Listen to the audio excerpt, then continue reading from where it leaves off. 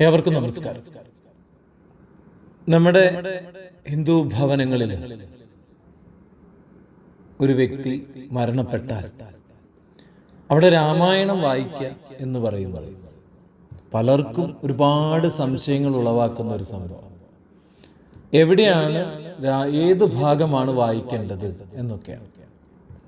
നോക്കൂ, ആത്മചൈതന്യത്തെ ഉയർത്തുന്ന അമൂല്യമായ നിധിശേഖരമാണ് രാമായണം.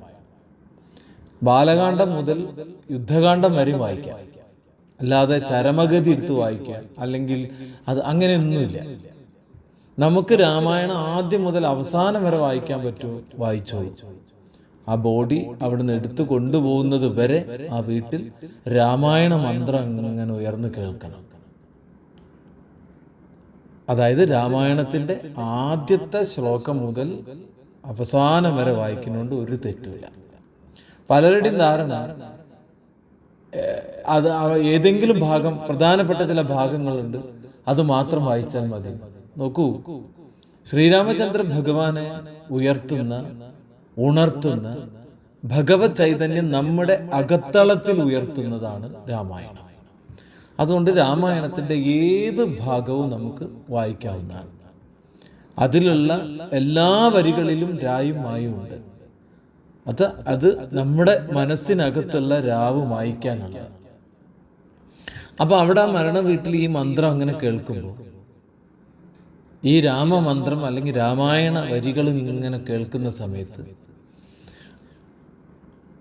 അവിടെ മരിച്ചത് കാണാൻ വരുന്നവരുടെ മനസ്സിലും ഒരു ആത്മവിശ്വാസം ഉണ്ടാവും. അവരുടെ ആത്മചൈതന്യത്തിനും ഒരു പ്രഭ ലഭിക്കും. അവിടെ ലഹളയോ ഇതെടുക്ക് ചാട് മണ്ട് ഇതൊന്നുമല്ല വേണ്ടത്. ആ വീട്ടിൽ ഈ രാമായണം അങ്ങനെ കേട്ടുകൊണ്ടിരിക്കണം. ഇത് വേണമെങ്കിൽ 15 ദിവസവും നമുക്ക് ചൊല്ലാവുന്നതാണ്.